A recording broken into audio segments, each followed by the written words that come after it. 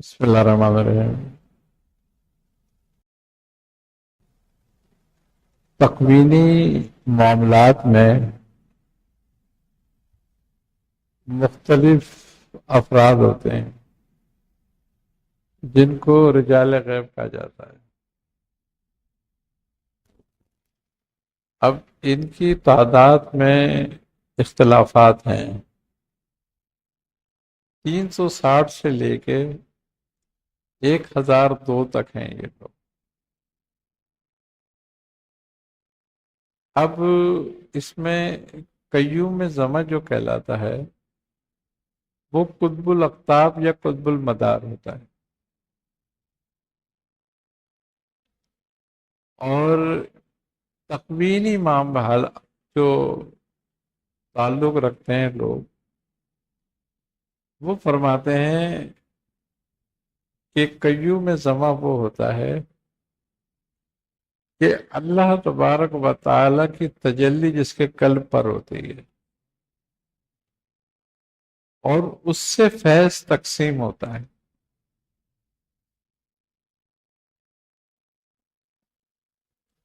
یعنی کہ وہ اس زمانے میں اپنے زمانے میں فیض کا منبع ہوتا ہے۔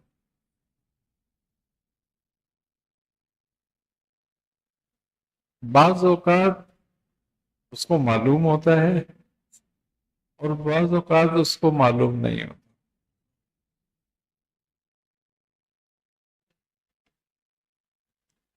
اب جتنے بھی اکابر اولیاء گزرے ہیں، جیسے کہ خواجہ معین چشتی ہوئے، شیخ عبد القادر جیلانی ہوئے، یعنی جو سلاسل کے سرخیل ہوتے ہیں،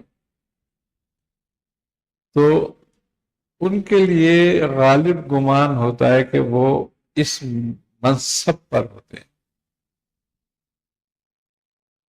بعض اوقات ایسا بھی ہوتا ہے کہ وہ کسی بھی سلسلے کا سرخیل نہیں ہوتا، کسی سلسلے میں داخل ہوتا ہے عام طریقے سے، اور وہ اس منزل پر پہنچ جاتا ہے۔ تو یہ منزل جو ہے، یہ تمام مدارج سلوک طے کر کے حاصل ہوتی ہے۔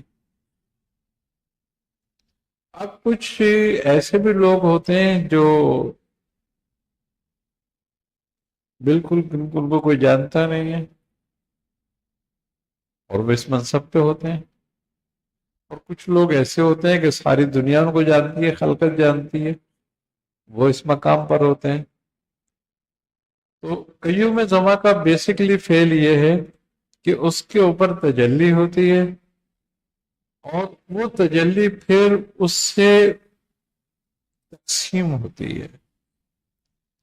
اپنے زمانے میں قیوم وقت تکفینی معاملات میں رسول خدا صلی اللہ علیہ وسلم کا نائب ہوتا ہے۔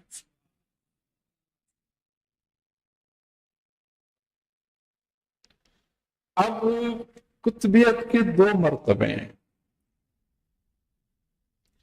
ایک ہوتا ہے قطب الولایت اور ایک ہوتا ہے قطب الارشاد۔ یعنی کہ ایک تشریحی اعمال معاملات میں قطب ہوتا ہے اور ایک تکوینی معاملات میں قطب ہوتا ہے۔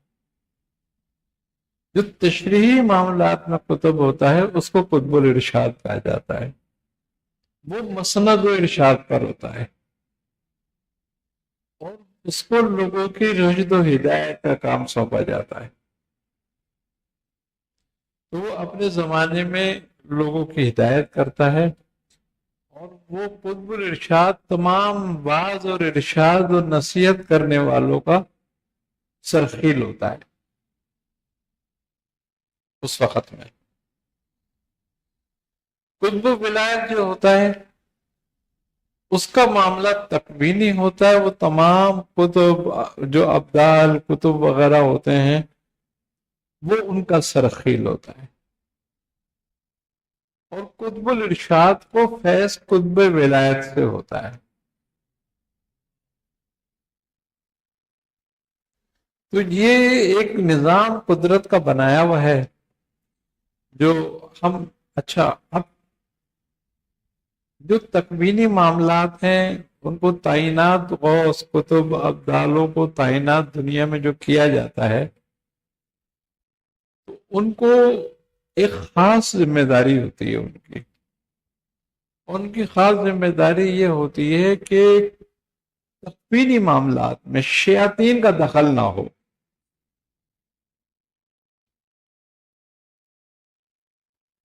وہ ان کو روکتے ہیں اس سے. مثال کے طور پر کہ کوئی کسی بادشاہ پہ کوئی جادو کرے اور وہ جادو کے ذریعے اس سے کوئی حکم منوائے، کوئی ایسا حکم صادر کرے کہ جس سے مسلمانوں کو یا لوگوں کو یا عام لوگوں کو نقصان پہنچتا ہو اور وہ کار فرمائی شیاطین کی ہو، تو ان کا کام ہے اس کو روکنا.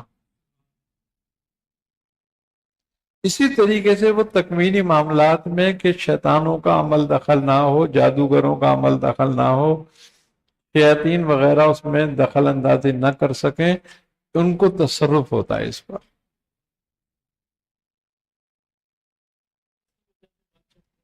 اسی وجہ سے بادشاہوں کی حفاظت ہوتی ہے.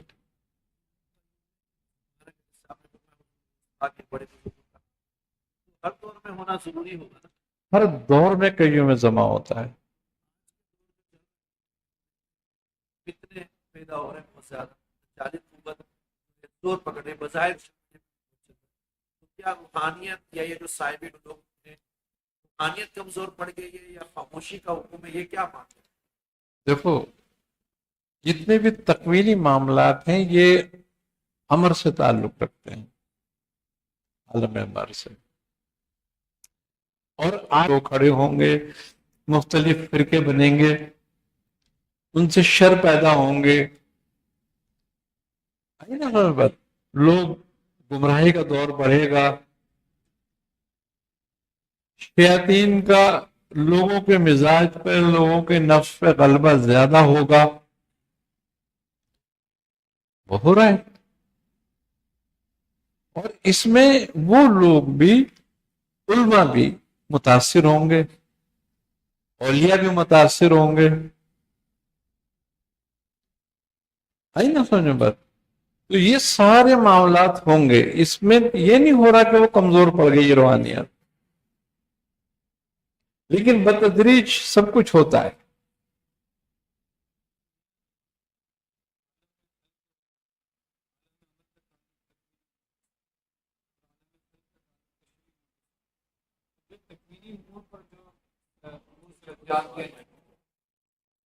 جو بھی فیصلے ہو رہے ہیں تو کیا وہ ضروری ہے کہ تشریح امور کا بھی اتنی فیصلوں کے ساتھ تعلق ہو؟ یعنی تشریح امور جو ہمارے یہاں ہو رہے ہیں اس کا تعلق تکوینی امور کے ساتھ ہے؟ دیکھو تشریح امور کا جو تعلق ہے وہ شریعت سے ہے، احکام سے ہے. وہ کبھی تبدیل ہونے والا نہیں.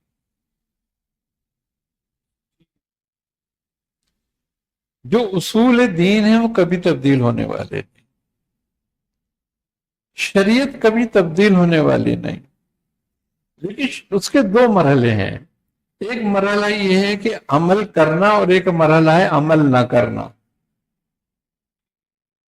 عمل کم ہوتا جائے گا، عمل کم ہوتے جائیں گے، کلامی بڑھتے جائیں گے،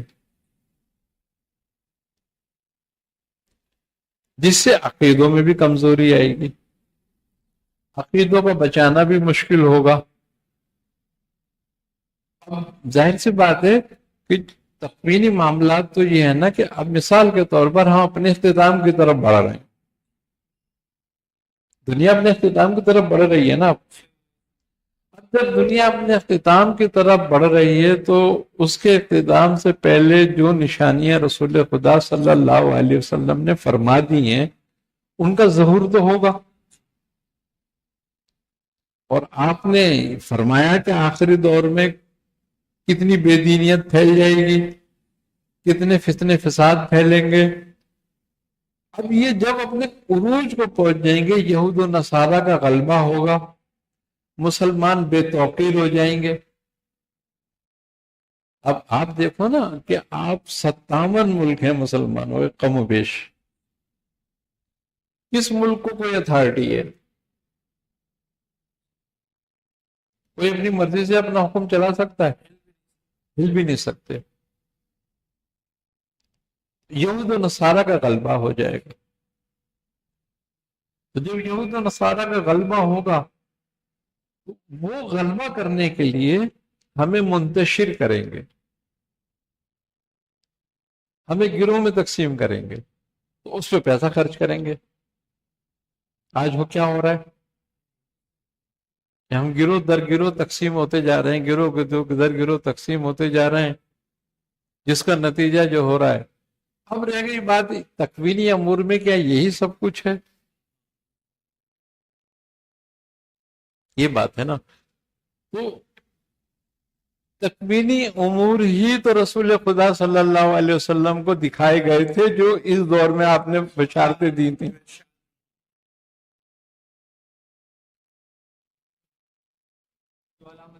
بالکل، اللہ نے آپ کو قیامت تک کے تمام معاملات سے آگاہ کر دیا تھا.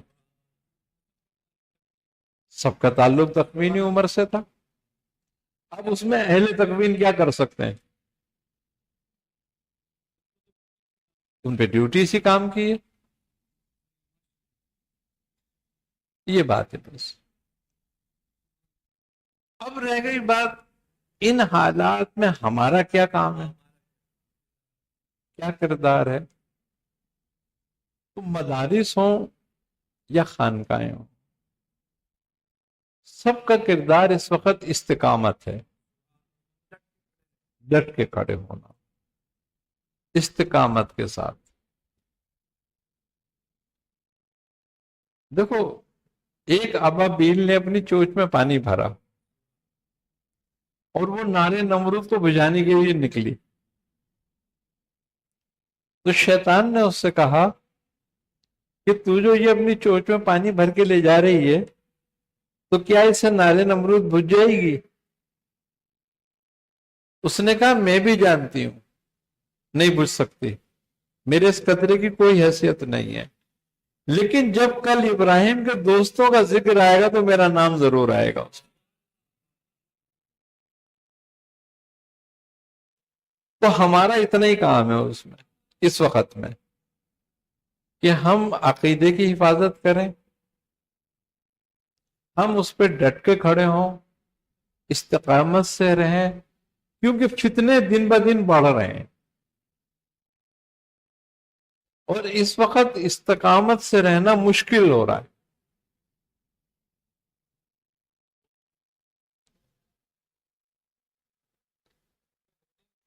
ہاں، تو خانقاہوں کو بھی چاہیے، صوفیہ کو بھی چاہیے، علماء کو بھی چاہیے کہ فتنوں سے بچیں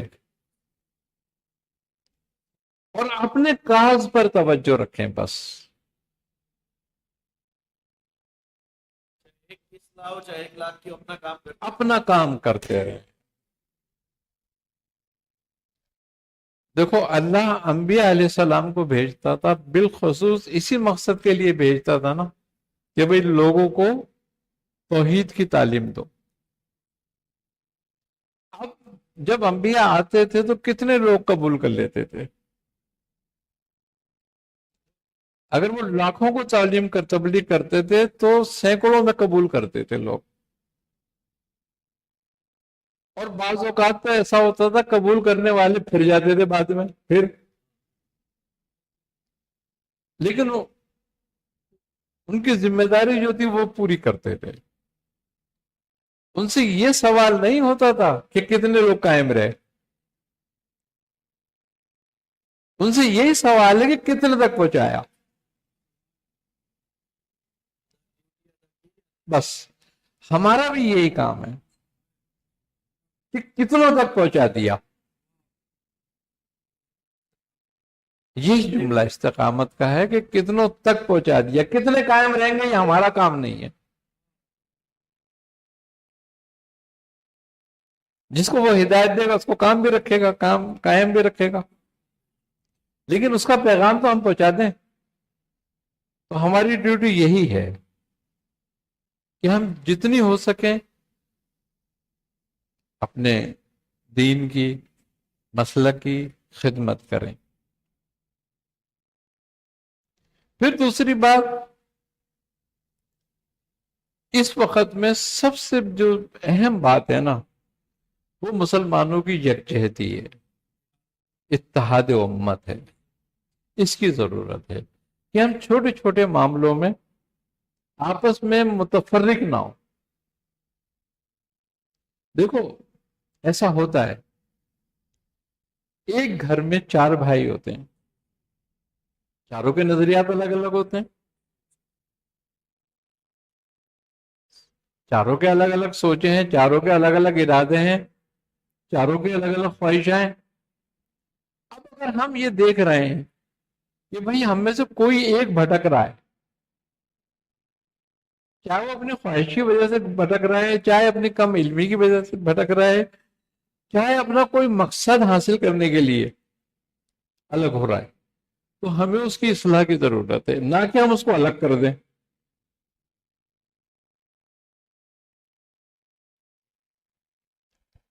اگر ہم اس کو الگ کر دیں تو پھر ہم نے وہ ڈیوٹی نہیں نبھائی جو ہماری تھی. ہم آخر تک کوشش یہ کریں کہ اس کو رائے راست پہ لانے کی، اس کو سمجھانے کی، اس پہ حجت تمام کریں، اس کی اصلاح کرنے کی کوشش کریں. اور اگر ہم نے اصلاح نہیں کری، تو جواب دہ آپ ہو گئے.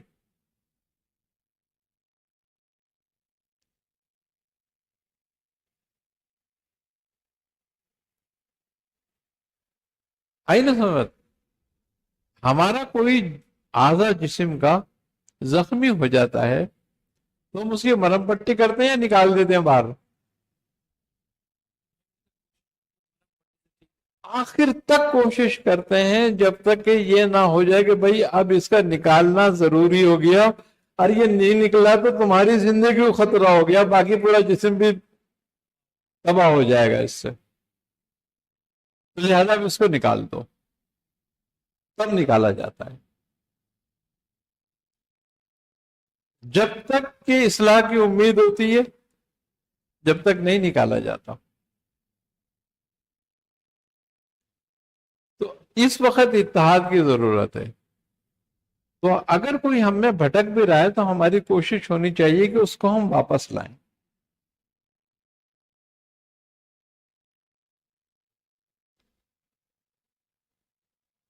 آپ کیا فرماتے ہیں کہ جو بڑھتے ہوئے فتنے، بنی اسرائیل کا بھی یہی حال ہوا تھا کہ جب ان کے علماء بھی دنیا داروں میں اس طرح مل گئے تھے، مال کے پیچھے بھاگنے لگے تھے، تو وہ تباہ ہونا شروع ہوا. آج ہم دیکھتے ہیں تو ہمارے یہاں بھی مال کے پیچھے، شہرت کے پیچھے، ان چیزوں کے لیے لوگ بھاگتے ہیں. آپ کیا ایسے ارشاد فرماتے ہیں کہ انسان جو ہے ان چیزوں سے بچ کر ان فتنوں سے بھی بچ سکتا ہے؟ کس طرح اپنی زندگی کو لے کر چلے، ایک عام آدمی بھی اور ایک جو ذمہ دار ہے دین کا، اس کے لیے بھی کیا؟ دیکھو اس میں ایک سب سے بڑا جو مسئلہ ہے نا، وہ یہ ہے کہ اس بات کا گمان کہ میں ہدایت پر ہوں، میں حق پر ہوں. یہ جو گمان ہے نا سب سے بڑا، اب ہر آدمی کو یہ گمان ہے. کوئی بھی مسلک ایسا نہیں ہے جو یہ نہیں کہتا کہ میں حق پہ ہوں. کوئی بھی مسلک ایسا نہیں ہے جو یہ نہ کہے کہ میں حق پہ نہیں ہوں. کوئی کہتا ہے؟ ہر آدمی یہ سمجھتا ہے کہ میں حق پہ ہوں، حق پر ہے، ہر آدمی حق پر ہے. لیکن یہ دیکھو کہ حق کے ساتھ کتنے ہیں.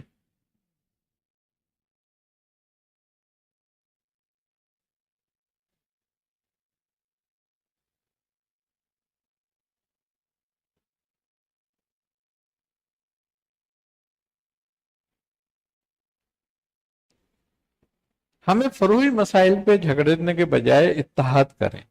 جس بات پر ہم یہ سمجھتے ہیں کہ یہ ہم میں مشترک ہے،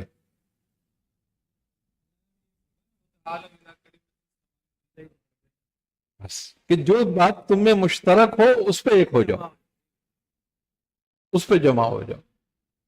دیکھو صوفیہ کی اور سلاسل کا سب سے بہترین معاملہ یہی رہا. ان میں کیوں تفرقہ نہیں ہوا؟ اس کی وجہ یہ تھی کہ ان کا ذکر ایک، ان کا فکر ایک، ان کا عمل ایک، ان کا نظریہ ایک، اور ان کی تمام تعلیمات تھوڑے تھوڑے فرق سے ایک۔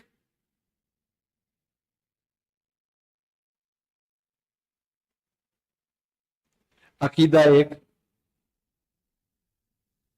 اور ان کا منبع ایک۔ اور منبع کیا ہے ان کا؟ اللہ، اس کے رسول کے ذات، کہ اللہ ان کا معبود اور رسول ان کے ہادی، کہ وہ جانتے ہیں کہ رب تعالیٰ کی ذات تک ہمیں رسول کے ذریعے پہنچنا ہے۔ انہوں نے بس اپنا ٹارگیٹ وہی بنایا، بس سب نے ایک ہی، اور گزر کے کہاں سے جانا ہے رسول تک؟ کہ رسول صلی اللہ علیہ وسلم فرماتے ہیں کہ انا مدینۃ العلم و علی باب، اس دروازے سے داخل ہونا ہے اور شہر علم میں داخل ہو جانا ہے، اور جو شہر میں داخل ہو گیا گویا اس کو ہدایت ہو گئی، اس میں مہر لگ گئی ہدایت کی۔ آئی سمجھ میں بات؟ اب یہ دو باتوں کے بغیر نہیں،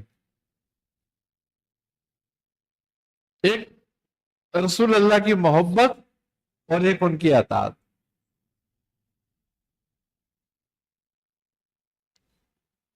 جس نے ان دو باتوں کو پکڑ لیا یہی ہدایت کا ذریعہ ہے، بس بات یہ رسول کریم صلی اللہ علیہ وسلم سے محبت کے، جیسے کہ اللہ تبارک و تعالیٰ فرماتا ہے کہ اپنی جانوں سے، اپنی آل و اولاد سے، اپنے مال و اسباب سے بڑھ کر ان کو چاہو۔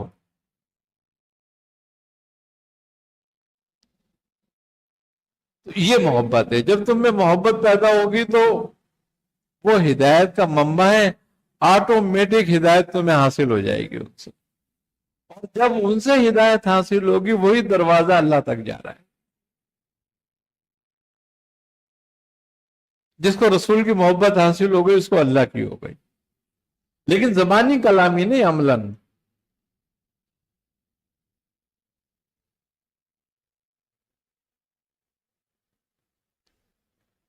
صوفیہ کے ہاں ایک چیز جو تھی، جو جس نے ان کو گمراہی سے محفوظ رکھا،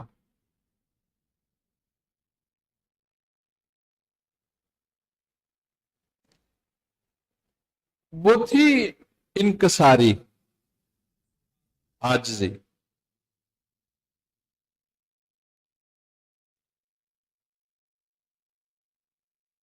جس نے عاجزی اور انکساری کو اپنا لیا،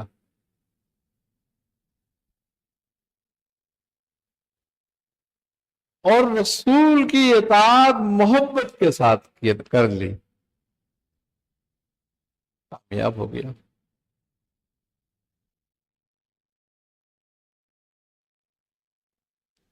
دیکھو سارے فساد کی جڑ جو ہے نا وہ ہے خود نمائی۔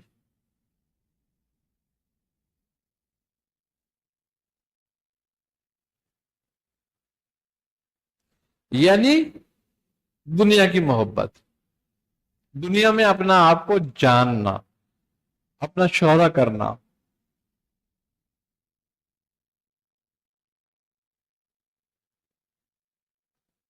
اپنے عمل پر، اپنے طریقے پر، اپنی صورت پہ ناز کرنا۔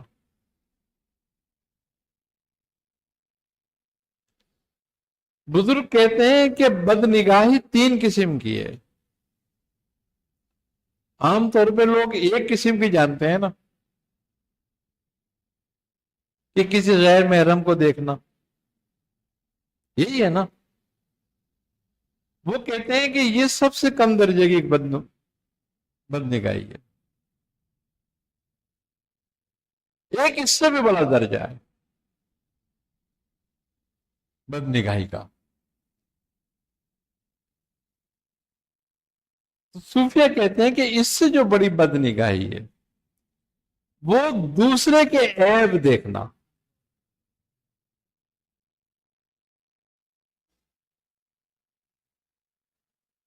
اس کی برائیاں ڈھونڈنا۔ ہم جو ہیں ہم دوسرے کو ڈی گریڈ کر کر بڑھنا چاہتے ہیں آگے.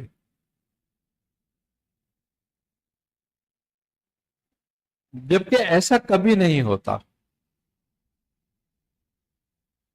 کسی کو بھی آپ ڈی گریڈ کر کے آگے نہیں بڑھ سکتے.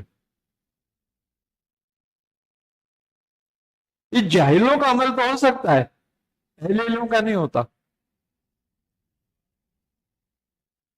کہ کسی کو ڈی گریڈ کریں اور اپنی تعریف کریں، اس کے نقص بتائیں بیٹھ کے کہ اس میں یہ نقص ہیں. تو وہ کہتے ہیں سب اس سے بڑی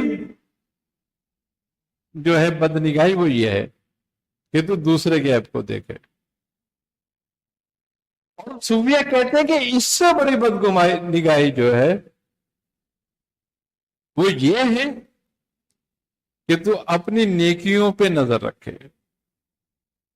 اپنی خوبیوں کو اجاگر کرے. یہ اس سے بھی بدترین ہے.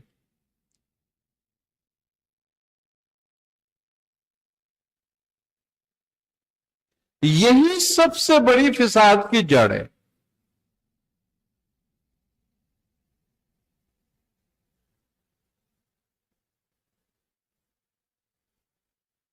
کہ ہم دوسروں کو ڈیگریڈ کرتے ہیں اور آگے بڑھنے کے لیے.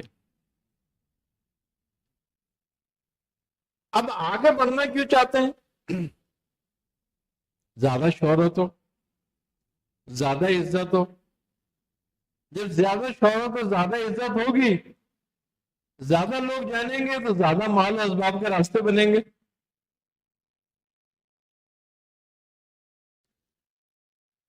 اور جب زیادہ مال و اسباب کے راستے بنیں گے تو زندگی عیش و عشرت سے گزاریں گے.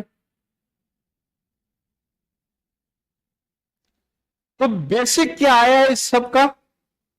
دنیا کی محبت. اب جب تم اپنے مقابل کا برائیاں کرو گے، اس کے عیب بتاؤ گے، لوگوں کو ظاہر کرو گے، اور اس کے مقابلے پر اپنی خوبیاں بیان کرو گے، تو یہ ریاکاری اور شرک اور اس سے بھی بدتر گناہ ہے.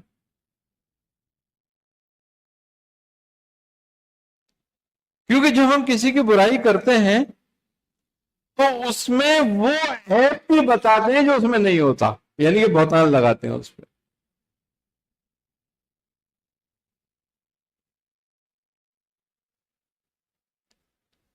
تو کسی کو ڈیگریڈ کر کر کبھی خود نہیں بڑھا جا سکتا.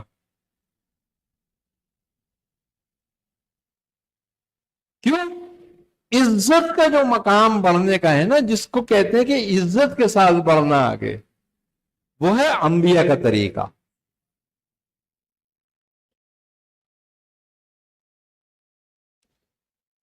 صوفیہ لوگوں میں عزت دار کیوں ہوتے ہیں؟ ان کے وہ کوئی مال اسباب ہوتا ہے؟ اس لیے کہ وہ انبیاء کے راستے سے آگے بڑھتے ہیں. اور جب انبیاء کے راستے سے آگے بڑھتے ہیں اللہ کی نظر میں محترم ہو جاتے ہیں. اور جب اللہ کی نظر میں وہ عزت دار ہو جاتے ہیں، اللہ ان کو عزت کی نظر سے دیکھنے لگتا ہے، تو اس کے ملائکہ بھی دیکھتے ہیں. اور جب ملائکہ دیکھتے ہیں تو اللہ تبارک و تعالیٰ فرماتا ہے کہ اے ملائکہ، اس کی منادی کر دو کہ ہم اس سے خوش ہیں. لوگوں میں ملائکہ لوگوں میں منادی کرتے ہیں تو آٹومیٹک آپ کے دل ان کی طرف راغب ہو جاتے ہیں. آج داتا گنج بخش علی اجمیری کس کے رشتہ دار ہیں؟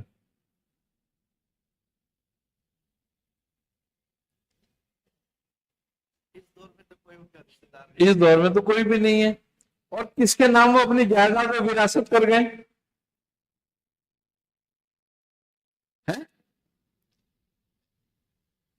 لیکن اذہان ہوتا ہے لوگوں کا. لوگ پیسے خرچ کر کے، مال خرچ کر کے وہاں جا رہے ہیں، اور دادا گنج میں بیٹھے ہوئے نہیں ہیں ملاقات کرنے کے لیے. مزار تک بھی نہیں پہنچ پاتے بہت سارے تو اس وقت. ان کے سین سے بیچارے ہو کے آ جاتے ہیں. جتنا مال خرچ کرتے ہیں جانے آنے میں اتنے میں تو بہترین کھانا کھا سکتے ہیں پکا کے، وہاں لنگر کا لوٹ کے کھا رہے ہوتے ہیں.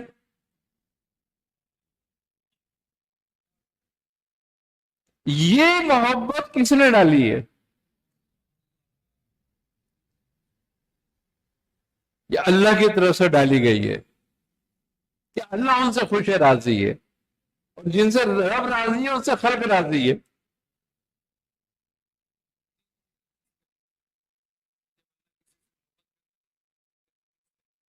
اعلان محبت کرو اس کا. تو انبیاء کا راستہ جو ہے وہ کسی کو ڈیگریڈ کرنے کا نہیں ہے، کسی کی برائیاں بیان کرنے کا نہیں ہے، بلکہ نبی آئے تھے برائیوں کو دور کرنے کے لیے.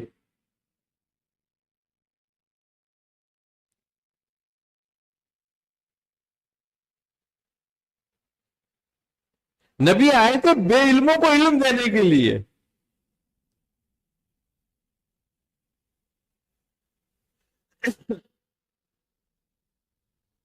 جہل کو دور کرنے کے لیے نبی آئے تھے.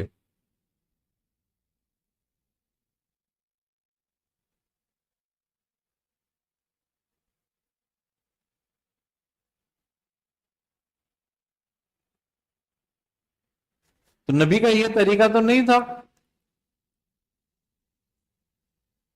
کہ کسی کی برائی کریں، کسی پہ بہتان بازی کریں، معاذ اللہ. وعید سنائی بہتان کی، برائیوں کی وعید سنائی. کسی کی گردن پہ پیر رکھ کر اوپر نہیں چڑھا جا سکتا. یہ انبیاء کا طریقہ نہیں ہے، شیطانوں کا طریقہ ہے.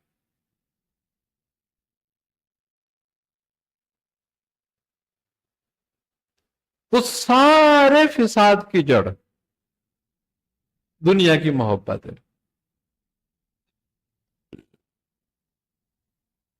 تمہارے مقابل سے یہی حسد پیدا کراتی ہے، یہ ہرس پیدا کراتی ہے، یہی بغض پیدا کراتی ہے، یہی بہتان لگواتی ہے، یہی غیبت کراتی ہے. اگر تمہیں اللہ سے محبت ہو، اللہ کے رسول سے محبت ہو، تمہارا کون مد مقابل ہو؟ تمہارا کمپٹیشن کس سے ہے پھر؟ جب تمہیں دنیا حاصل کرنی ہے تو پوری دنیا سے کمپٹیشن تمہارا ہے، لیکن جب اللہ اس کے رسول کی محبت حاصل کرنی ہے تو تمہارا کمپٹیشن کسی سے بھی نہیں ہے.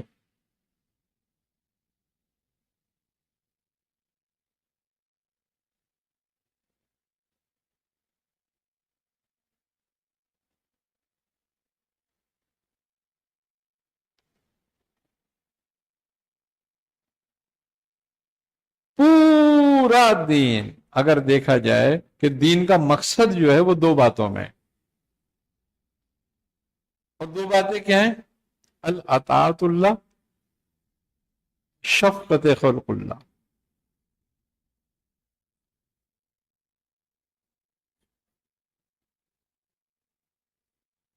ان دو باتوں میں ہی پورے دین کا مفہوم ہے اور مقصد ہے.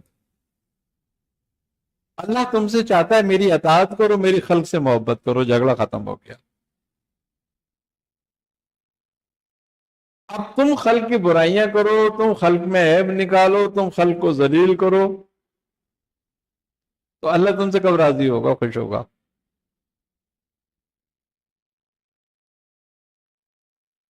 کافر تو کافر ہی ہے نا، کافر کو تو چھوڑ دو، اس کو تو اللہ نے برا قرار دیا، اللہ کے رسول نے برا قرار دیا، اللہ نے نفرت کری کافروں سے. مگر کفر سے کری،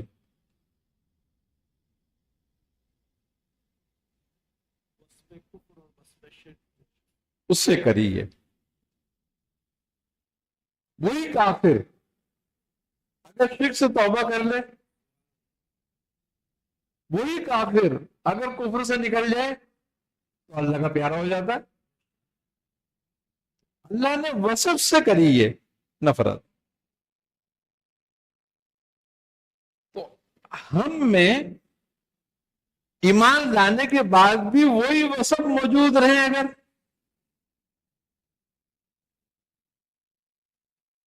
تو اس کا مطلب یہ ہے کہ ہم صرف اعتقادی ایمان لائیں، قولی ایمان ہے، ہمارا فعل ہی نہیں ہے۔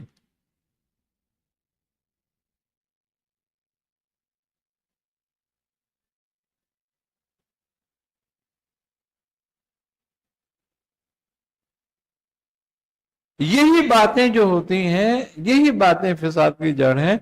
صوفیہ کیوں ملامت اختیار کرتے ہیں، کیوں عاجزی کا حکم دیتے ہیں؟ اس کے لیے کہ جب تم عاجزی اختیار کرو گے تو تکبر ختم ہوگا، ملامت اختیار کرو گے تو لوگوں کے عیب نہیں ڈھونڈو گے۔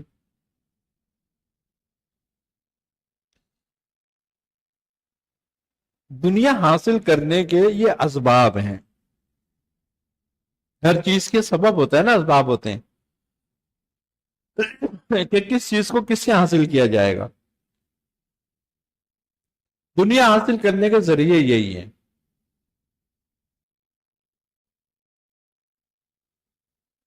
بغض رکھنا، حسد رکھنا، برائیاں کرنا، لوگوں کو ڈیگریڈ کرنا، لوگوں کے مفاد کو نقصان پہنچانا، اپنا روپے کا فائدے کے لیے کسی کے 100 روپے کا نقصان کر دینا۔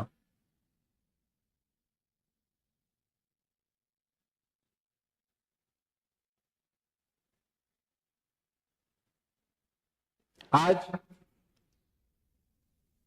ہر جگہ کمپٹیشن آ گئی ہے، لیکن نہیں ہے کمپٹیشن تو اللہ کے رسول کے راستے میں نہیں ہے، وہ آج بھی سیدھا سیدھا ہے۔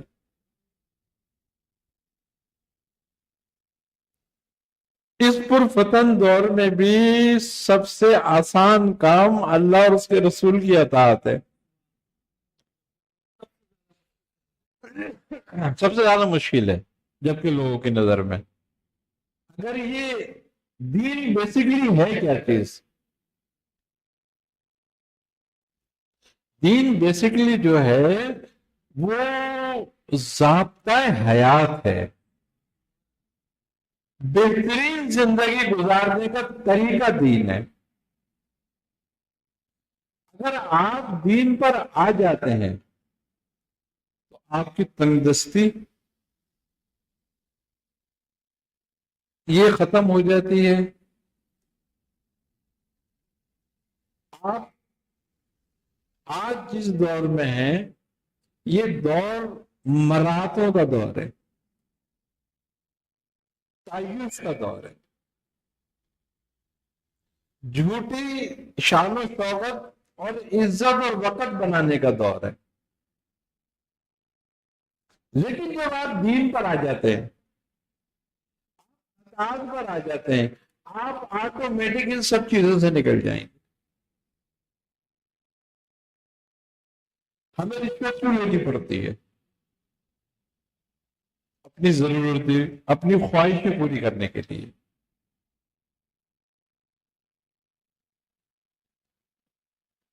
ہم بیجا لوگوں کا مال کیوں غصب کرتے ہیں؟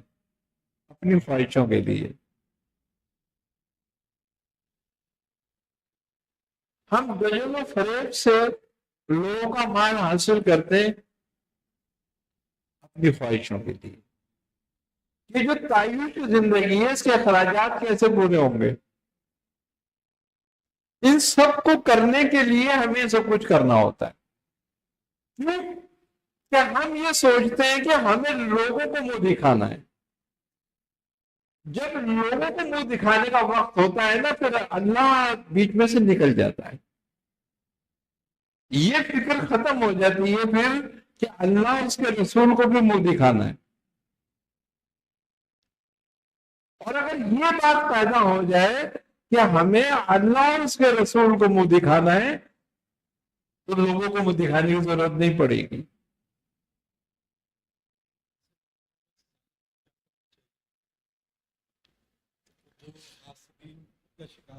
ایسے معاملے میں سالکین کو توکل اور بھروسے پہ آنا چاہیے اور رضا پہ آنا چاہیے.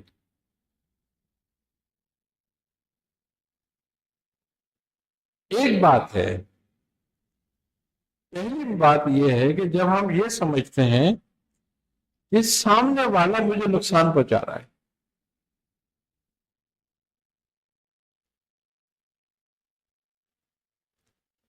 اگر میں اس کو سامنے سے ہٹا دوں تو مجھے فائدہ ہو جائے گا، تو اس کا مطلب یہ ہوا کہ نفع نقصان کا مالک میں نے اس آدمی کو کر لیا. ہاتھوں پیٹ سے نکل گیا.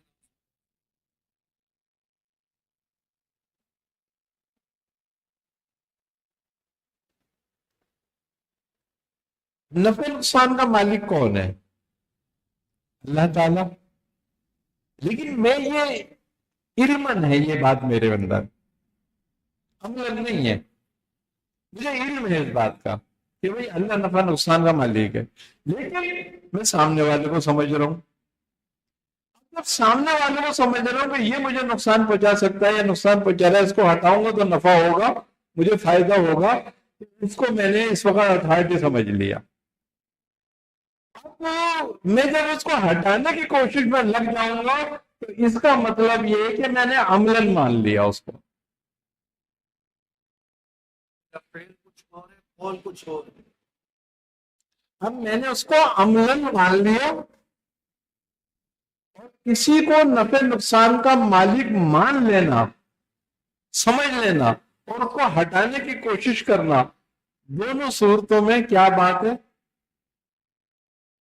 یہ شرکن بات ہے، یہ کہ میں نے اس کو رب کے اس صفت کے مقابل جان لیا جو صفت نفع پہنچانے والی ہے یا جو صفت نقصان پہنچانے والی ہے. اللہ کی صفت ہے نا دوار، ضر پہنچانے والا، نافع نفع پہنچانے والا، تو میں نے ان دونوں صفتوں میں اس کو شامل کر دیا.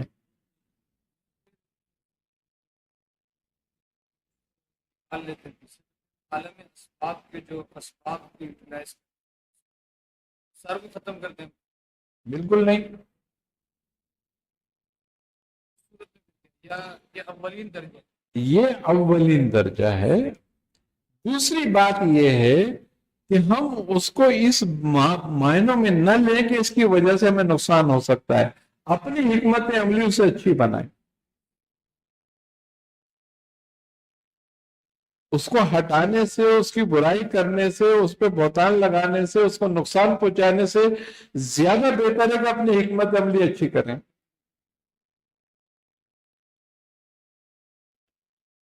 دیکھو تمہارا کردار تمہاری حکمت عملی ہے.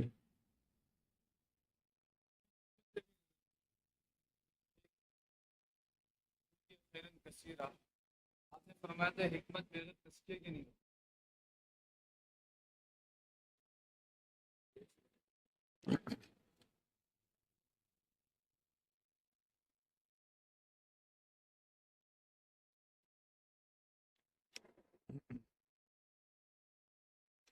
عام حکمت یہ ہے کہ صحیح موقع پہ صحیح کام کرنا،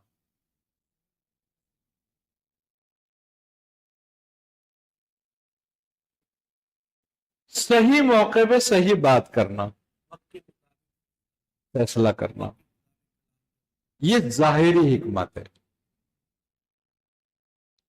ورنہ کوئی کتنا بھی بڑا علم والا ہو جائے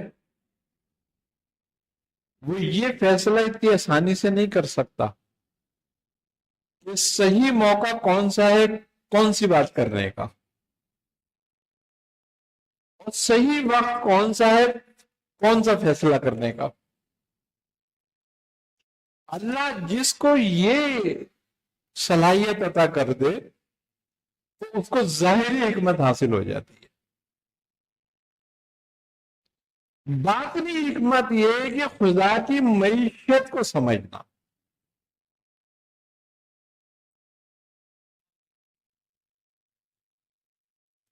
یہ باطنی حکمت ہے.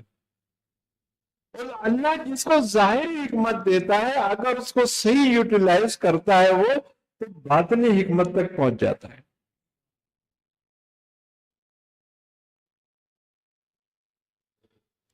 مگر خلق کی دشمنی کر کے کبھی خالق تک نہیں پہنچتا.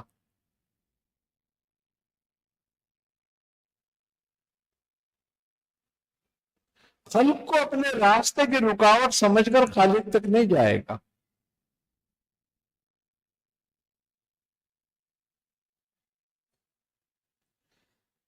ہر آدمی اسباب پہ دیکھتا ہے.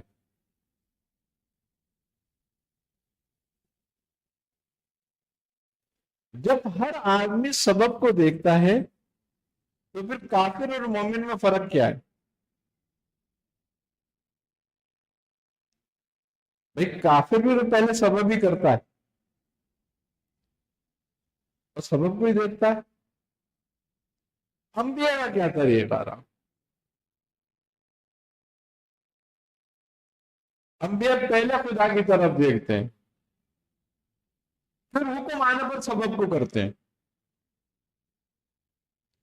یہ حکمت ہے کہ معیشت کیا ہے، مرضی کیا ہے، ایسے ہی ہونا ہے جو ہو رہا ہے،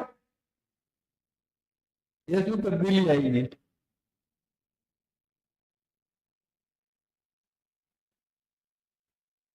تو تدبیر بھی کرو اور دعا بھی کرو، لیکن تدبیر ہمیشہ وہ کرو جو اللہ اور اس کے رسول کے دائرے میں ہو، کیونکہ اس میں برکت ہے، وہی تدبیر کامیاب ہوگی. اگر تدبیر شیطان کی کرو گے اس دائرے سے نکل کر تو پھر گمراہ ہو جاؤ، فساد میں پڑ جاؤ گے، اس میں کوئی برکت نہیں ہے. پھر وقت سامنے نظر آئے گا فائدہ، کیونکہ شیطان سحر کرتا ہے نا آنکھوں پہ، تو سامنے فائدہ ضرور نظر آئے گا لیکن فائدہ ہوگا نہیں. کیوں؟ کہ تم نے وقتی فائدے کی وجہ سے آخرت کا فائدہ چھوڑ دیا.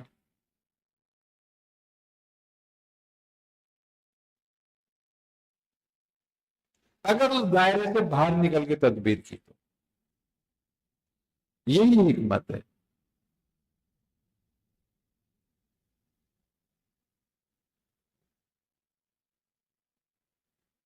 اب یہ بات نہیں سمجھ آ سکتی. حکمت جو ہے وہ کسب نہیں ہے، وہ فضل ہے. علم کسب ہے.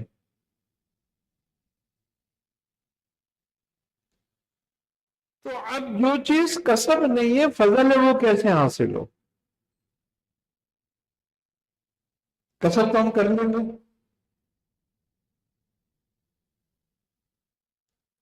لیکن فضل کیسے ہوگا؟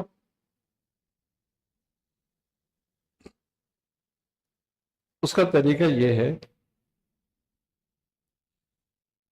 کہ جب ہم نے کسب کر لیا کہ جو ہم نے کسب کیا ہے اس کا تعلق کس سے بنتا ہے؟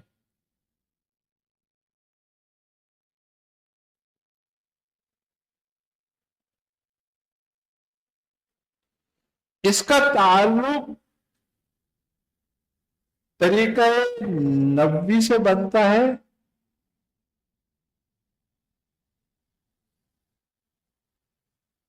یا شیطان کے کاموں سے بنتا ہے؟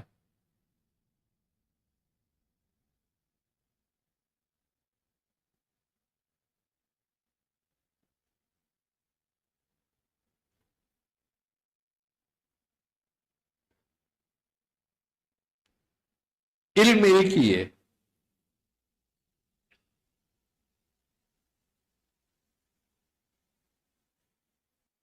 اب اس کے جو ہے نا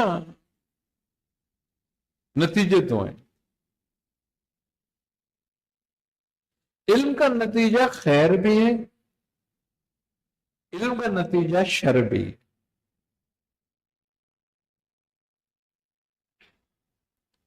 اگر علم سے خیر ہو رہی ہے حاصل تو یہ راستہ نبوی ہے، یہ انبیاء کا راستہ ہے۔ اگر علم سے شر ہو رہا ہے تو یہ شیطان کا راستہ ہے، یہ فیض شیطان کا ہو رہا ہے۔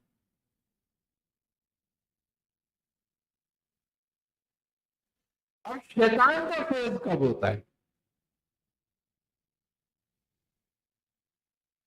شیطان کا فیض جب ہوتا ہے کہ جب ہم نے علم دنیا حاصل کرنے کے لیے سیکھا ہو،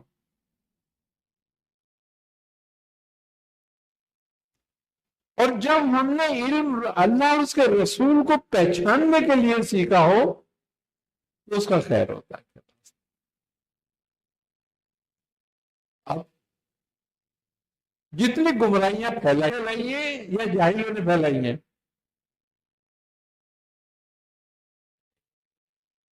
اہل علم نے پھیلائی ہیں۔ شیطان جو ہے نا وہ 1,00,000 جاہلوں پہ ہاتھ نہیں رکھتا، ایک عالم پہ رکھتا ہے۔ کیوں؟ کہ وہ کہتا ہے کہ یار 1,00,000 تک میں کہاں آگا دوڑا پھروں گا، کسی ایک پہ رکھوں جو 1,00,000 کو خود گمراہ کر لے۔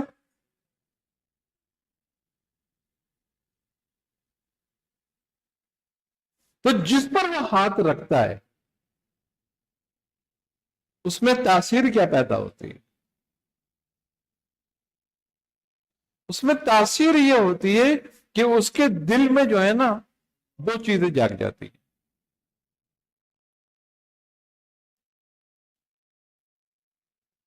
ایک شہرت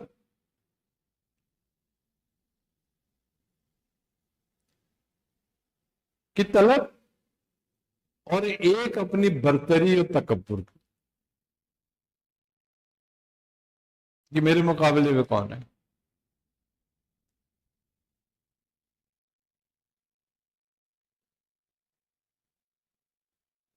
دو چیزیں شیطان اس کے دل میں ڈال دیتا ہے۔ اب اگر یہ 2 چیزیں اس کے دماغ پر چڑھ گئیں اس کے دل سے،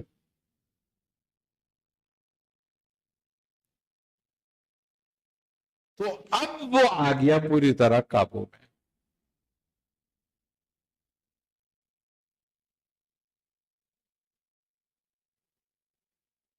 اب شیطان کا کام ختم ہو گیا، اتنا ہی کام ہوتا ہے اس کا کہ انہیں 2 باتیں ڈال دینی ہے، ایک شہرت کی طلب اور ایک تکبر، علمی تکبر کہ تیرے برابر کا کوئی نہیں ہے۔ یہ 2 کام ہو جاتے ہیں پورے۔ اب جب یہ 2 کام پورے ہو جاتے ہیں تو باقی سارے کام آٹومیٹک پورے ہو جاتے ہیں۔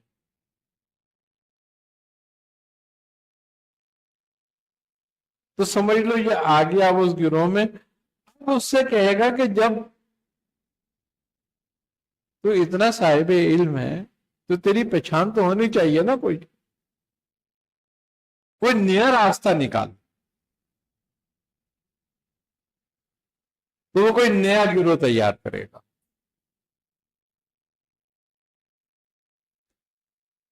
اور نیا گروہ جب وہ تیار کرے گا تو اس سے کہے گا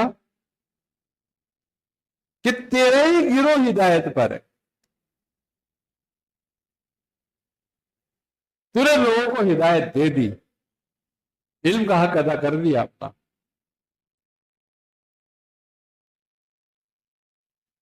اب وہ باقی سب کو گمراہ سمجھے گا۔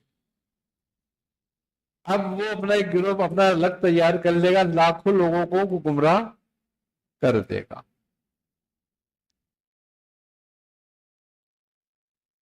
دین میں کوئی نئی نئی باتیں نکال کے ان کے حوالے کر دے گا، ہٹانا ہے اس کو دین سے۔ اب اس نتیجے میں کیا نتیجہ نکلے گا کہ جو اس کی آل ہے، کس کی؟ ابلیس کی، شیطان کی جو آل ہے وہ اس کے پیچھے کھڑے ہو جائیں گے، ان کو کہے گا دیکھو میں نے تیار کر کے تمہیں دیا ہے، اب تم اس کو سینچو، بھئی پودا لگا دیا میں نے، اب تم اس کو سینچو۔ تو وہ کہیں سے سینچیں گے اس کو؟ اس کی مدد سے، اس کو مال و اسباب دے کر۔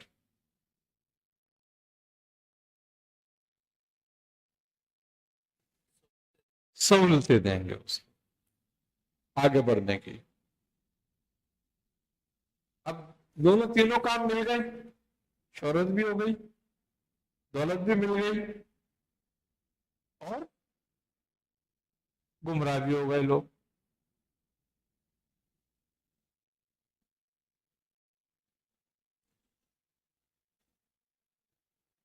اب یہ سلسلہ اس کا قبر تک نہیں ختم ہوگا۔ اب وہ کبھی توبہ کر سکے گا اس بات سے؟ نہیں کرے گا۔ جو اس کو کہے گا بھائی یہ غلط ہے، اس پہ دلیلیں بھی لائے گا، وہ کہے گا آجا مناظرہ کر لے مجھ سے، جھگڑا ختم ہو گیا۔ اب مناظرہ بھی کر لو، وہ ہٹ جائے گا پیچھے، پھر بھی نہیں ہٹے گا۔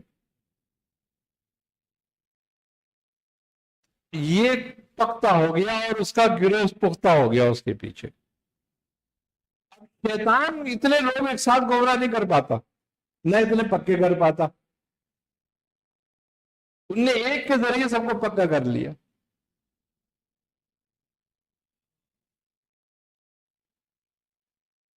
تو جڑ کیا بنی؟ دنیا کی محبت۔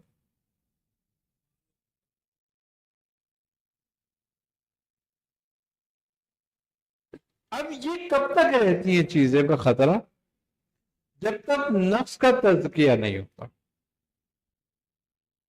یہ خطرے اس وقت تک ہوتے ہیں جب تک نفس کا تزکیہ نہیں ہوتا۔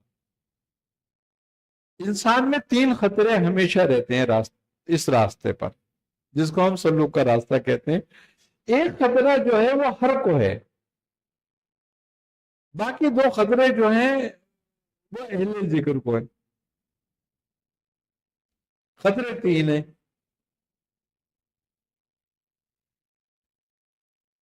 پہلا خطرہ جو ہے وہ خطرہ نفسانی ہے، تو یہ تو سب کو، اس میں کوئی سالک کی، کوئی صوفی کی، کوئی عالم کی، کوئی جاہل کی تشخیص نہیں ہے،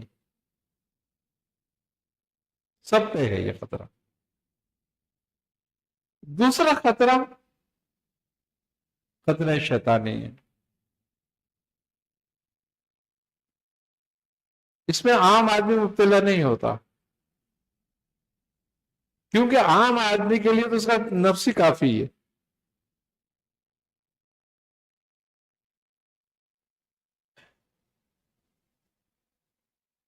وہ کسی شاعر کا شعر ہے نا، وہ شیطان کا وکیل بن کے کہہ رہا ہے کہ کیا ہنسی آتی ہے مجھے حضرت انسان پر، کیا ہنسی آتی ہے مجھ کو حضرت انسان پر، کارے بد کو خود کرے لعنت کرے شیطان پر۔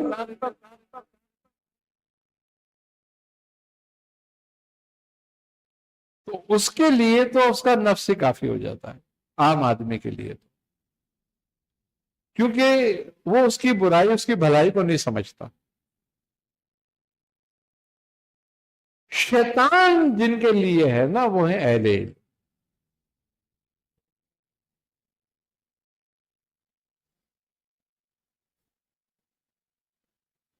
وہ کہتا ہے 100 جاہلوں، 1000 جاہلوں، لاکھ جاہلوں سے بہتر ہے کہ ایک عالم کو پکڑوں۔ ایک عالم کو پکڑتا ہے تو خطرہ شیطانی۔ اس کے بعد جو خطرہ ہے اگر اس سے نکل جاتا ہے آدمی، اس کے فریب میں نہیں آتا، اپنا تزکیہ کرتا ہے، تو خطرہ ملکوتی میں پھنس جاتا ہے. اگر اس سے بھی نکل جائے تو پھر خطرہ رحمانی ہے.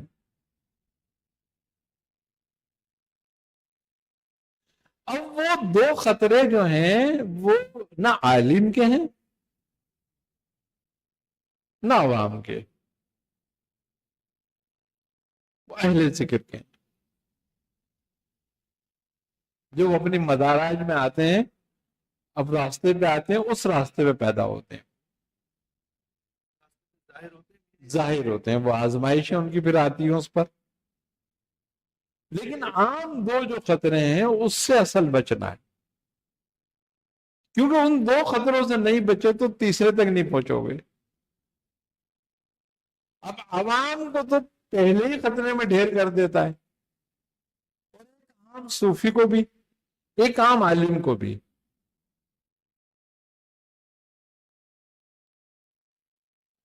یہ نفس پہلے ہی جھٹکے میں چت کر دیتا ہے. اس کی وجہ کیا ہے؟ اس کی وجہ یہ ہے کہ ہتھیار ہیں جن سے وہ وار کرتا ہے، اور وہ ہتھیار ہیں ایک شہوت اور ایک سرکشی.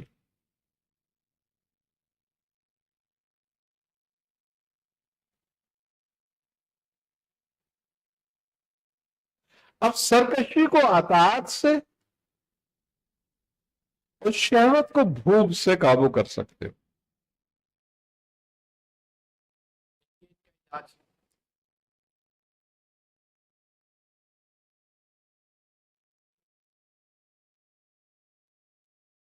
اب بھوک جو ہے ہم ایک ہی بھوک سمجھتے ہیں،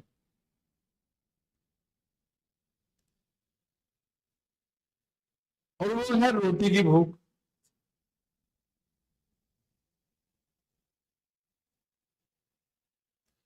ہر وہ چیز بھوک میں ہے جو جس کی طلب ہو.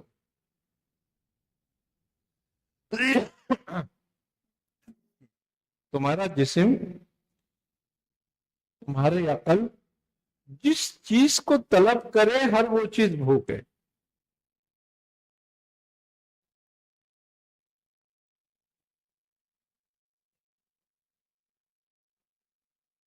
تو اب بھوک کی جو ڈیفینیشن ہے وہ کتنی لمبی ہو جائے گی.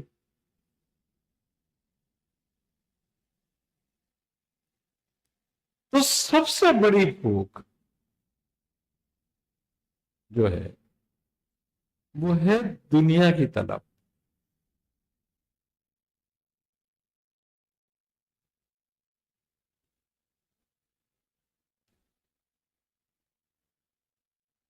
دنیا کی طلب سے انسان کو بھوک اختیار کرنی چاہیے. آپ یہ فرق بھوک اختیار کرنی چاہیے. کیوں؟ وجہ کیا ہے؟ وجہ یہ ہے کہ جس نے دنیا کی طرف سے بھوک اختیار کری وہ نفس کے شر سے بچ جائے گا.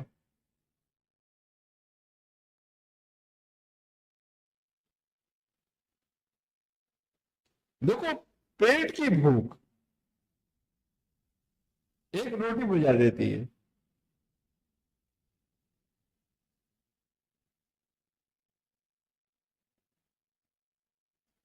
اور یہ سب سے معمولی بھوک ہے نا،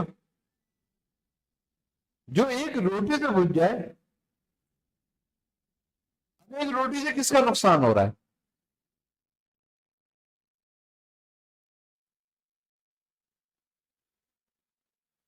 کسی سے مانگ کے بھی کھا لیتے ہو، کوئی بھی مجھے تھا اٹھا کے روٹی کے لیے بھائی کھا لے.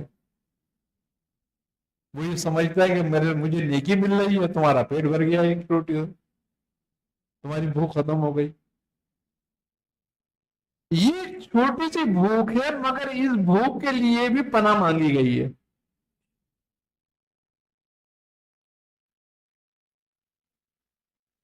کیوں؟ کہ یہ بھوک، ایک روٹی کی صرف بھوک جو ہے تمہارے ایمان کا سودا کر سکتی ہے.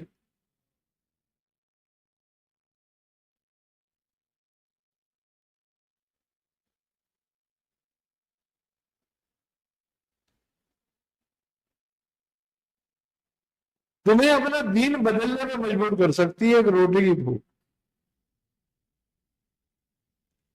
تو جب ایک روٹی کی بھوک معمولی جو ایک سے بجھ سکتی ہے ٹکڑے سے، اس کا شر ہی ایسا ہے.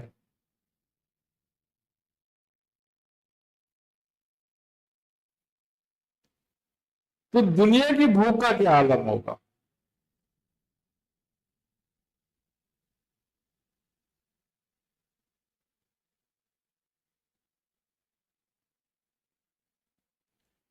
دنیا کی بھوک، روٹی کی بھوک، تو یہ تو اشتہا کاذب ہے.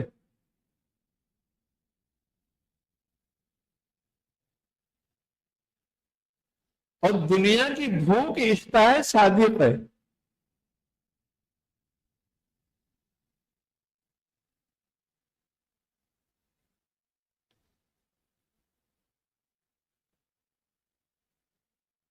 ایک روٹی کی بھوک مٹانے کے لیے، اس کو حاصل کرنے کے لیے کتنا کسب کرنا پڑتا ہے. تو اس کی بھوک دنیا کی مٹانے کے لیے کتنا کرنا پڑے گا؟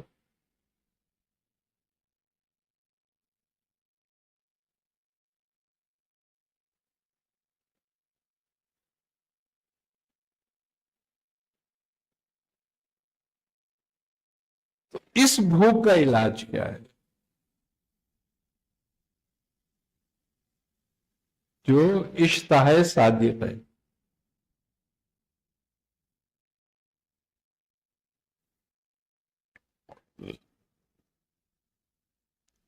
اس کا علاج ہے نفس مطمئنہ.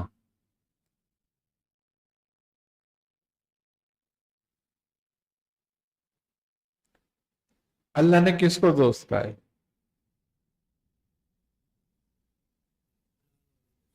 اطمینان والے نفس کو.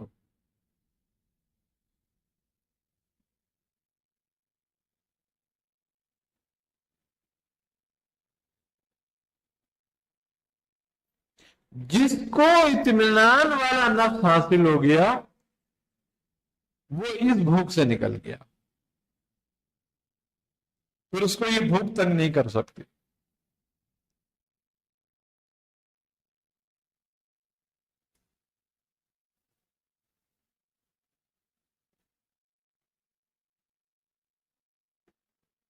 اشتہا کاذب ایک روٹی تمہارا پیٹ بھر دیتی ہے، لیکن اشتہا صادق وہ ہے کہ اگر قارون کا خزانہ تمہیں مل جائے پھر بھی تمہارا پیٹ نہیں بھرتا، تم کہو کہ ایک اور قارون کا مل جائے.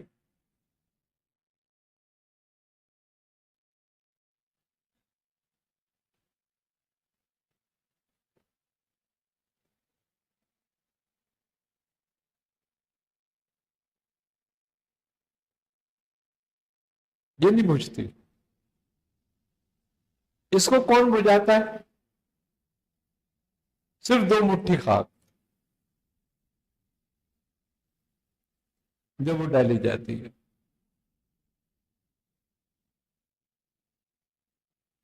پھر ہی مٹتی ہے نا اس کی بھوک.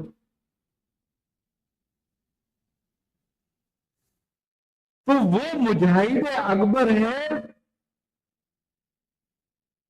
جو اپنی سانس کے چلتے ہوئے اس بھوک کو مٹا دے.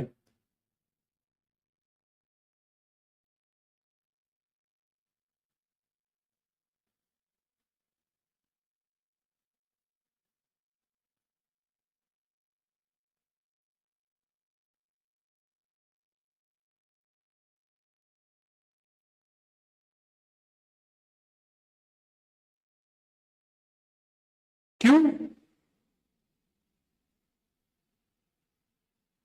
مجاہد اکبر جہاد اکبر کرنے والا ہے نا. اور جہاد اکبر کیا ہے؟ اپنے نفس سے لڑنا. لیکن امارہ سے، لوامہ سے، ملومہ سے نہیں، جب تک مطمئنہ میں نہ آ جائے. جب تک لڑائی نہیں ہے اس کی نفس سے. ہمارا کیا لڑائی ہے؟ وہ جو کہہ رہا ہے آپ کر رہے ہو، تو اس میں کیا لڑائی ہوئی؟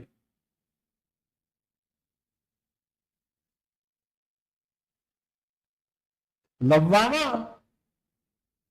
کی لڑائی کلامی ہے. تم نے کسی کے ساتھ زیادتی کری، بعد میں تمہیں خیال آیا کہ یار میں نے اس کے ساتھ زیادتی کر دی، اب چلو ہو گئی، اب تو کیا کریں، چھوڑو. بہت زیادہ اس نے تنگ کرا، تم نے کہا چل میں معافی مانگ لوں گا، اس سے یار زیادتی ہو گئی، ختم. یہ بھی کوئی لڑائی نہیں ہے. لڑائی مطمئنہ میں آن کی ہوتی ہے. وہ کہتا ہے تو نے ایسا کرا کیسے، یہ بتا.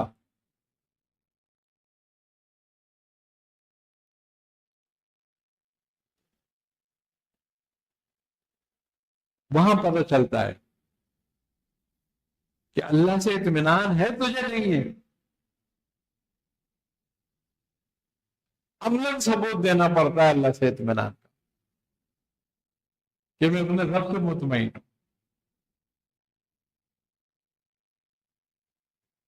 اور رب سے وہ جب ہی مطمئن ہوگا جب اس کے اور رب کے درمیان میں آنے والی ہر چیز بیچ میں سے نکال دے.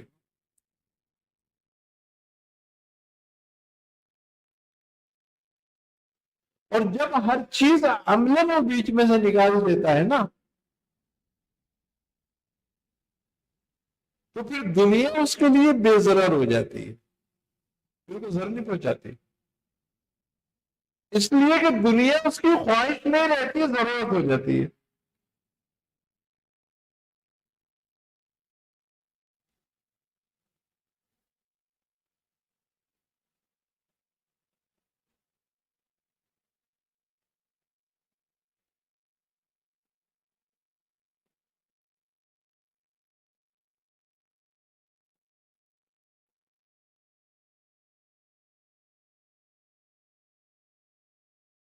اور دنیا کی نعمتیں پھر اس کے لیے نعمت ہو جاتی ہیں.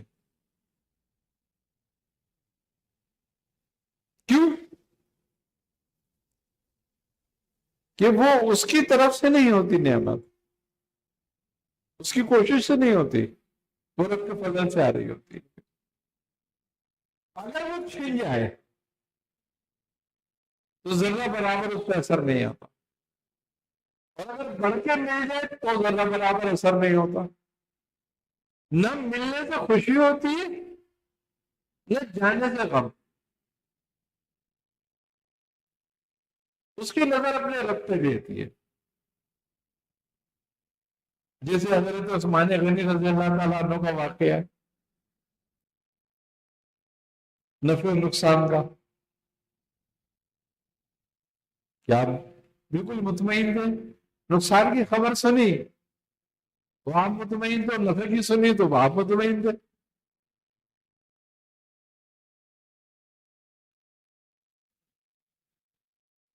کیوں؟ کہ جب یہ ادراک ہو جاتا ہے نا، نفع میرا نہ نقصان میرا، نہ نفع میری طرف سے نہ نقصان میری طرف سے، اختیار جس پر ہوگا وہی تو میری طرف سے ہوگا، جس پر مجھے اختیار ہی نہیں وہ میری طرف سے کیسے ہوگا.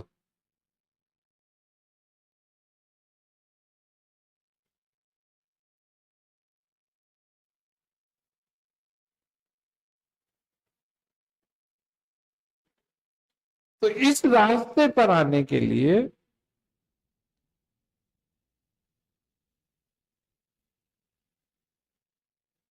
اس بھوک کو پہچاننا ہو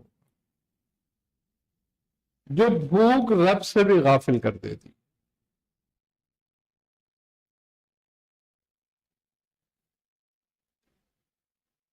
روٹی کی بھوک تمہیں رب سے غافل نہیں کرتی.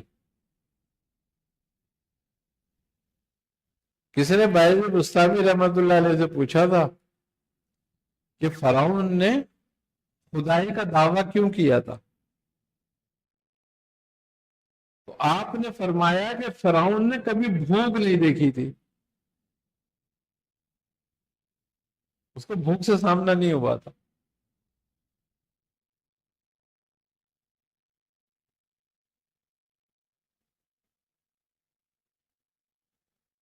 کیوں؟ کہ بھوک محتاجگی ہے، یہ بندے کو احساس دلاتی ہے کہ تیرے اور رب میں کیا فرق ہے۔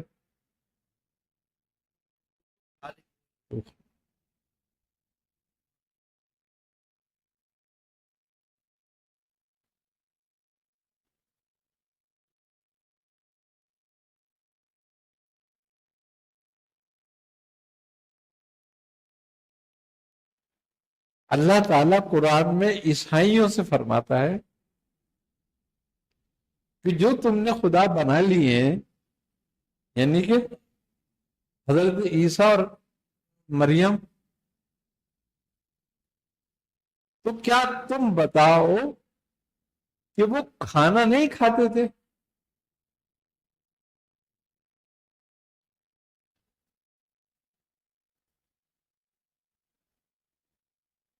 کیونکہ کھانا کھانا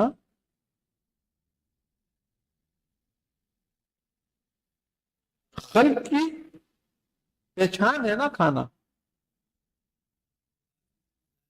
محتاجی کو ظاہر کرتا ہے۔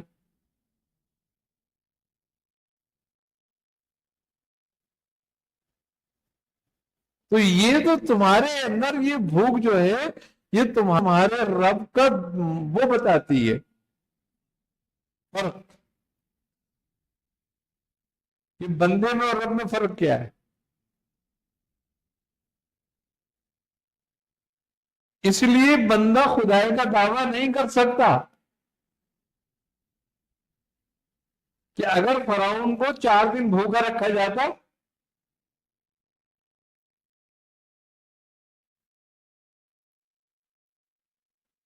خود ہی توبہ کر لیتا، لیکن اس نے بھوک نہیں دیکھی تھی، اس لیے وہ خدا بنا ہوا تھا۔ آج ہر وہ آدمی جس کا ہر چیز سے پیٹ بھرا ہوا ہے، خدا بنا ہوا ہے۔ اس کا طرز عمل ایسا ہی ہے کہ جیسے زمین میں خدا ہے۔ تو بھوک جو ہے نا، یہ فرق کراتی ہے۔ اگر رب سے کسی کا تعلق بننا ہے نا، تو وہ دنیا کی بھوک مٹا کر بنے گا، دنیا سے بھوکا ہو کر مٹے گا۔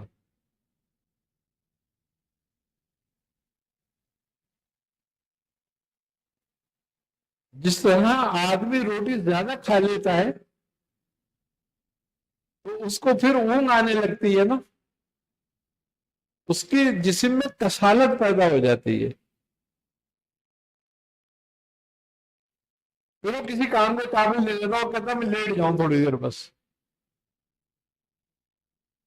تو آرام کر لو، کیونکہ خمارے گندوں میں نہیں ہے۔ تو یہ خمار، ایک روٹی کھانے کا خمار یہ ہے کہ تمہیں کاہل کر دیتا ہے، کسالت پیدا کر دیتا ہے تھوڑی دیر کے لیے، اور جو ہر چیز سے پیٹ بھرا ہو تو کیا پیدا کرے گا؟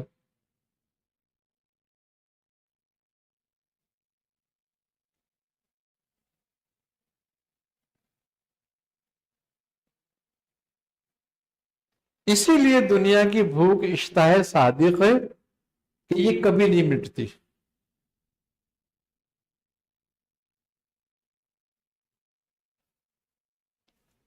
لہذا اس سے بھوکا رہنا ہی بہتر ہوتا۔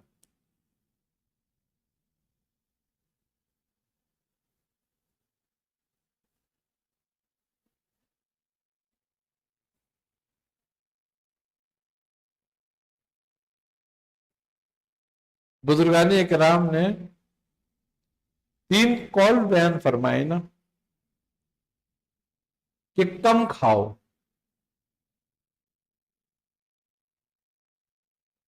کس میں صحت ہے،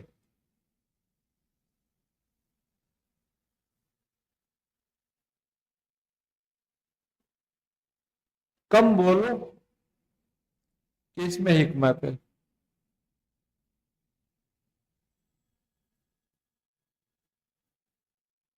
اور کم سو،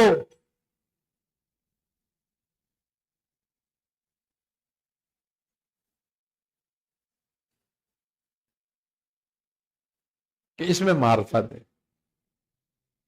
روحانیت ہے کم سونے میں۔ اب کم کھاؤ سے صحت کیوں ہے؟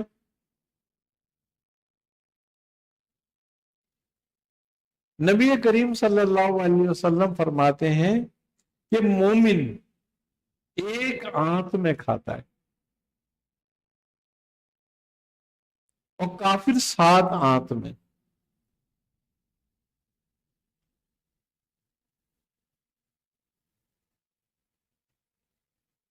اب یہ خالی بات روٹی پر نہیں ہے کم کھاؤ،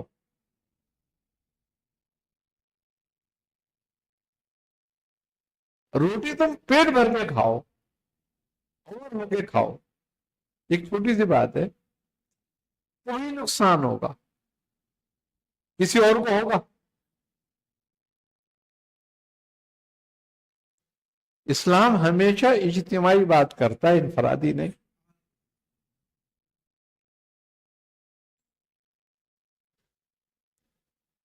تو کم کھانے سے مراد بہت ساری چیزیں ہیں، اور مراد بزرگ اس سے روٹی نہیں لیتے، اس سے دنیا لیتے ہیں۔ اور کم سونے سے مراد بزرگ نیند نہیں لیتے بلکہ غفلت لیتے۔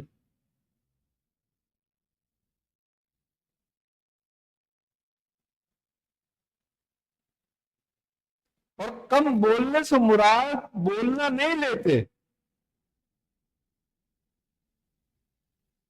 بلکہ یہ فرماتے ہیں کہ ذکر کے علاوہ کلام نہ کرو۔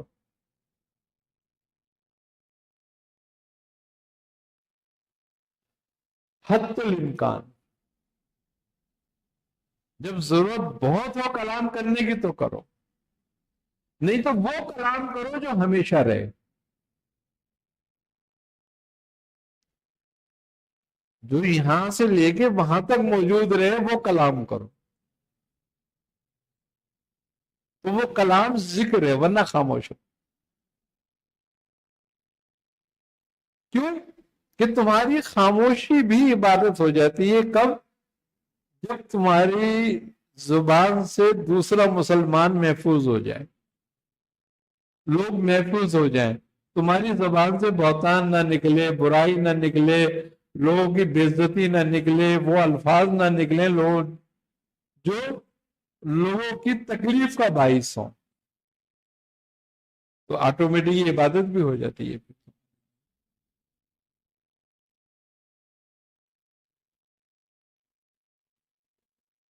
تو جب ان 3 ہی باتوں کی اگر معرفت آ جائے نا تو حکمت شروع ہو جاتی ہے، پھر وہ حکمت کے قابل ہو جاتا ہے آدمی۔ اسی لیے نبی کریم صلی اللہ علیہ وسلم کو اللہ تبارک و تعالی نے 4 ذمہ داریاں سونپی تھی۔ ایک یہ کہ اے نبی، جو آپ پر ہم نازل کرتے ہیں یعنی یہ قرآن، آپ یہ لوگوں کو پڑھ کر سنائیں اور انہیں سکھائیں۔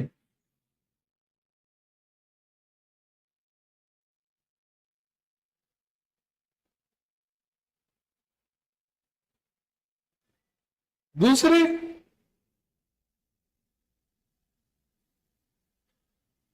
یہ ان کا تزکیہ کریں۔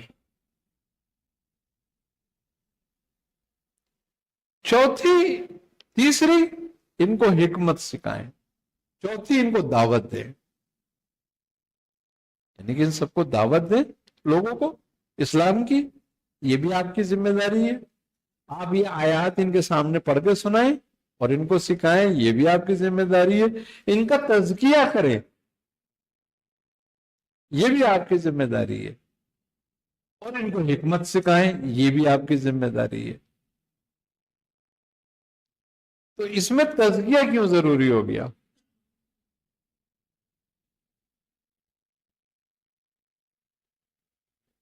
کیوں؟ کہ تزکیے کے بغیر حکمت نہیں آتی.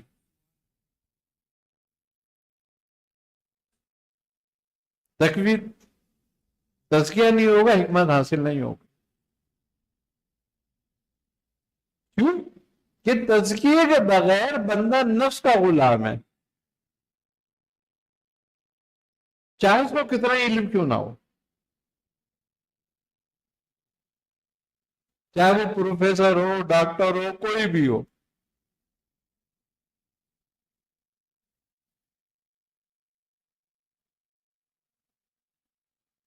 کیونکہ تزکیہ نہیں ہوتا نا تو خدا کا خوف نہیں ہوتا.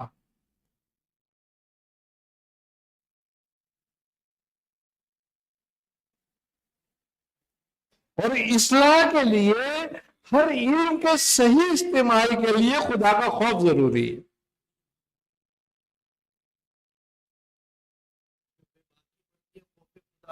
نہ ہونے کی وجہ سے ہوتی ہے، احتیاطی ختم ہو جاتی ہے کہ خدا کا خوف نہیں رہتا. اور خدا کا خوف بغیر تزکیے کے پیدا ہی نہیں ہوتا. ہاں، تزکیہ کیا ہے، اس کی کیا حالت ہے؟ تزکیہ ہے کہ اپنے نفس سے خصائل رذیلہ کو پاک کرنا، اپنے نفس کو. نہیں، کبھی نہیں ہوتا. کیوں رسول سے اللہ تبارک نے فرمایا کہ آپ ان کا تزکیہ کریں؟ اگر خود ہو جاتا. مقصد یہ کہ رہنما چاہیے نا.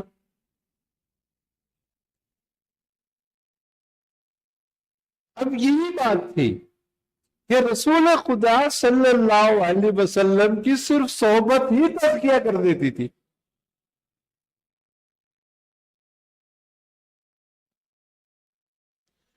اب جو رسول خدا صلی اللہ علیہ وسلم کی صحبت میں ایمان کی حالت میں چاہے لمحے بھر کے لیے آتے تھے، ان کا تزکیہ ہو جاتا تھا.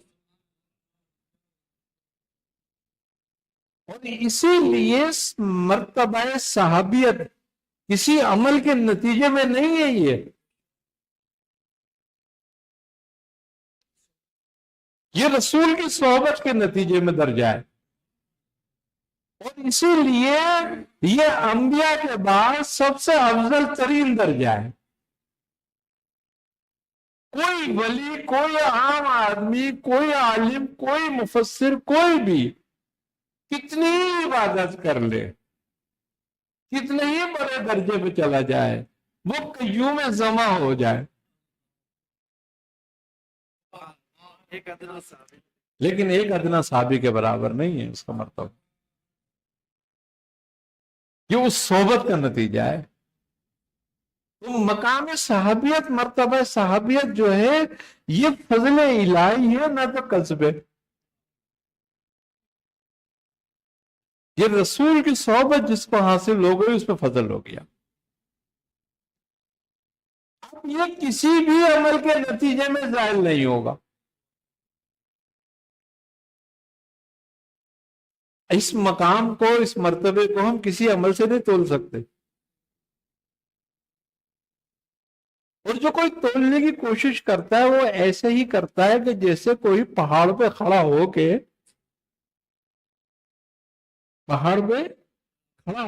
ترازو ہاتھ میں لے کے سوچے میں پہاڑ تولوں گا.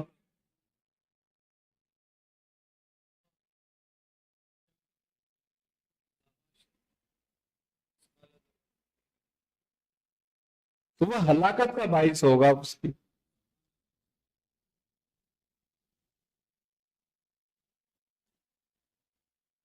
آئی نا سمجھ میں بات؟ تو تزکیہ جو ہے وہ نہایت ضروری ہے حکمت کے لیے.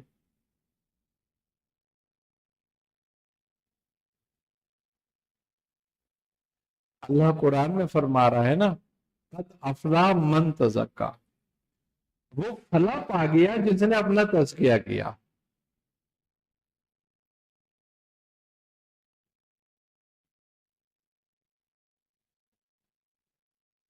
جس نے اپنا तज़किया किया वो फला पा गया।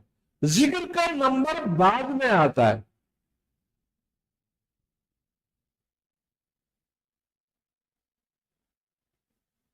वो जिक्र रब्बे ही फसल्ला, इसके बाद जिक्र का नंबर है। क्यों? कि तू जिक्र उसका उस वक्त तक उसका हक जिक्र का अदा नहीं कर सकता जब तक तेरा तज़किया ना हो।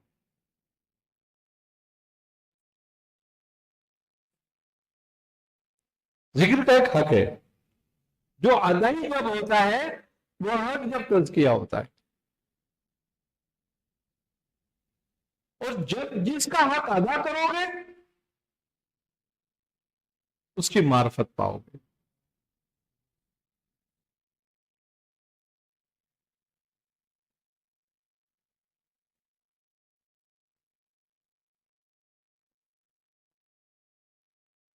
और जब तक हक अदा नहीं करोगे उसका, तो उसकी मार्फत नहीं पाओगे। इंशाल्लाह इस मौजू पे आगे फिर अगली निशित जिंदगी रही तो बात होगी इंशाल्लाह। अल्लाह ताला खैर फरमाए।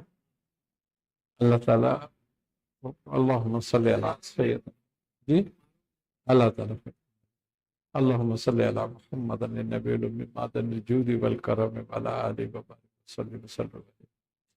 या इलाहुल आलमीन या रहमुर राहिमीन या रहमुर राहिमीन या रहमुर राहिमीन, हमारी दुआओं को अपनी बारगाह में कबूल फरमा। हमें हर तरह की गुमराहियों से, जिल्लतों से, रुसवाइयों से, हर तरह के ज़ाहिरी बातनी अमराज से, हर तरह की आफात नागानियाँ, अमवात नागानियाँ, अमराज नागानियाँ से महफूज फरमा। आमीन। या इलाहुल आलमीन, हर तरह की रहमतें, नेमतें, बरकतें, राहतें, आसानियाँ अता फरमा। या इलाहुल आलमीन, हमें जो लोग जिन जिन मामलों में परेशान हैं उनकी परेशानियों को दूर फरमा। जो बीमार हैं उन्हें शिफा कामला आजला अता फरमा। या इलाहुल आलमीन, जो हम में तंगदस्त हैं, बेरोजगार हैं, परेशान हाल है, उनकी परेशानियों को दूर फरमा, उनकी तंगदस्तियों को दूर फरमा, हम सबको फरागत अता फरमा। या इलाहुल आलमीन, जो बच्ची हैं अपने रिश्तों के लिए बैठी हैं उनको नसीबों को कुशादा फरमा। या इलाहुल आलमीन, हमारे कबीरा सगीरा गुनाहों को मुआफ फरमा। या इलाहुल आलमीन, हमसे पहले इस दुनिया फानी से जाने वालों के मोमिन मोमिनात, मुस्लिम मुस्लिमात, सालिन सालियात सबकी मग़फ़रत फरमा, सबको अपने जवार रहमत में जगह अता फरमा। या इलाहुल आलमीन, हमें ईमान पर इस्तिकामत अता फरमा, ईमान की दौलत से माला माल फरमा, ईमान पे खात्मा बिल खैर फरमा। या इलाहुल आलमीन, हमें दुनिया और आखिरत में अहले बैत के गुलामों में कबूल फरमा। रब्बना तक़ब्बल मिन्ना इन्नका अंतस समीउल अलीम व तुब अलैना इन्नका अंतत तव्वाबुर रहीम। सल्लल्लाहु तआला अला खैर खल्क़ि मुहम्मद व अला आलिहि व अस्हाबिहि अजमईन बरहमतिका या अरहमर राहिमीन बरहक़्क़ि ला इलाहा इल्लल्लाह ला इलाहा इल्लल्लाह ला इलाहा इल्लल्लाह।